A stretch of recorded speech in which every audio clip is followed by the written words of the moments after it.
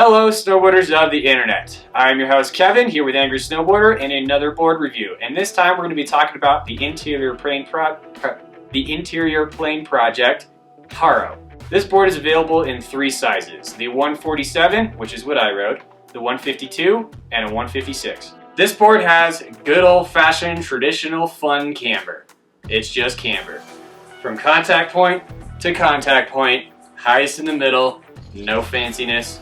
Good old-fashioned camber. I rode this with a set of Ride Rodeos in a medium with my DC Tuckneys in a size 8. I was at Copper, it was kind of early spring, so just kind of the bridge between winter and spring at that point, so a little bit softer snow, but good conditions for riding park where it wasn't super hard out, but the snow also wasn't ridiculously soft and slow, so good average conditions basically for that bridge between winter and spring for the most part. A little bit of chunder here and there, a little bit of nice groomer here and there, and really solid park. The flex for the Harrow lands right below middle of the road for your average park board. So overall park boards are generally a little bit softer, and this lands just below that. So putting it a little bit more towards the jib side than jump side, but definitely not a jib specific deck.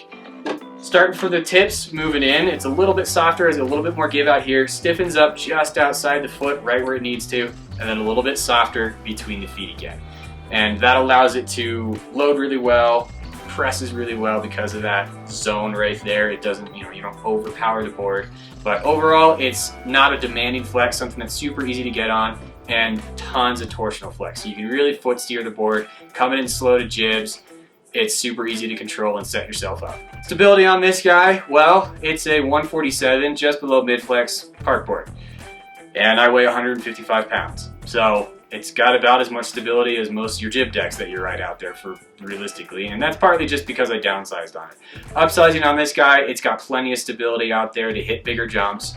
Pushing through chunder and crud and whatnot, it's got a lot of torsional flex, which depending on the type of chunder you're really hitting, if it's stuff it's a little bit softer, that's not bad. It allows the board to just kind of conform over what it's rolling over. You are going to feel pretty much everything you roll over on this thing. But it's not going to plow through stuff. It's definitely a lively board. It's got just a lot of forgiveness built into it because it's that little bit softer park board. And yeah, it can hit a jump. It's got stability to do that. You land bolts, you're good. If you land a little bit of backseat, you're still good. If you're landing really backseat, you're going to have some problems. So the ollie and snap on this board is actually really good. So even this being a 147 and a little bit on that softer side, having that little bit stiffer section right before the outside of your feet does a lot to give this board the snap it needs, and it still has that camber. Low that it may be, it still has traditional camber. So with it being lower camber, you can snap this like a regular, even like a rocker board. You can get that really quick skate style snap to it, but you can also load up that camber. So load that between your feet and then push out through your tail, and it's got really solid snap to it. So even in this downsize for me realistically, it still had some pretty good boost to it, and more than I really expected it to have at this size and my weight. So snap on this guy is really good. It snaps off of jumps really well. It hits a lip really good. That micro camber, that little bit lower camber, does load really well through lip, and it's always going to get you to that sweet zone as long as you don't go way too slow, which I tend to do. Buttering this board was great, realistically. So just like I talked about, it actually has a lot of really good snap to it. So once you get into the butter, it's still really easy to hold on to that. It's got a really nice lock to it that's just outside that stiffer zone that's just inside, right next to your foot. So get out past that just a bit, and you're going to be able to hold on to this. It butters however which way you want to. And then with that abundant torsional flex, you can twist this thing and bend this thing however you want, and then snap out of it when you want to. And basically all that same stuff carries over into jibbing with it. It locks into presses extremely well. It board slides great. It locks onto the rail. It is traditional camber.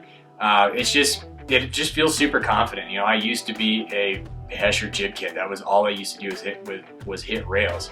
So this is definitely the type of board that I looked for when I was more that type of rider. It's pretty much exactly what I picked for in a park board for myself because of that jib aspect to it, because it just hits rails really well. It locks in, it slides great, it doesn't hang up, it's super confidence inspiring on jibs. Covering on this was something.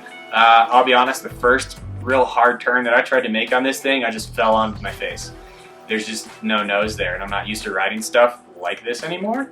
That said, the side cut actually feels really well done. So when I was not trying to overpower the board, because that's what I'm used to doing with the stuff I write nowadays, it actually turned really well. So as long as you're not trying to overpower the board, or you're not downsizing onto a 47 at 155, 160 pounds, then it's actually probably going to turn really well.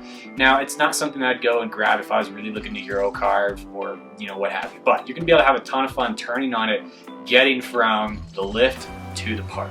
And that's kind of where I'd really put this. Short, quick turns were great. Setup turns, like I said, coming into jibs were great. Just those really long, big, massive, fast carves, maybe not its forte, but that's not really why you're buying a Harrow. Who's this board for? Your average park rider, or the park rider looking for something that's just a little bit on the softer end, geared a little bit more towards jibs. Or your all-mountain freestyle dude that is treating the entire mountain like it's a park and jibbing everything in sight. Personally, this is pretty much my ideal park board. Now, I would definitely get the 52, and even now at my age and style of riding, maybe even the 56. But the side cut that's on this, the flex of it is just pretty much specifically suited to the way that I ride the park. A little bit more jib focused, and just has all the right kind of features to it and built the right way that I like it. A little bit softer in the tips, a little bit softer between the feet, a little bit meatier just underfoot, so you've got some stability and power to it. If you're looking for that lazy jib board, definitely not for you. If you know what you're doing on rails and you do want to hit some jumps here and there, then the Harrow is definitely something I'd look at. Comparable boards are going to be the Dinosaurs Will Die Bogart, the Ride Kink, and the LibTech Box Knife. Thanks for watching. I've been your host, Kevin, and this has been the review of the IPP Harrow. What'd you think of it? Have you ridden this board in the past? Did I nail it? Did I get it way off? Let's have a conversation about it.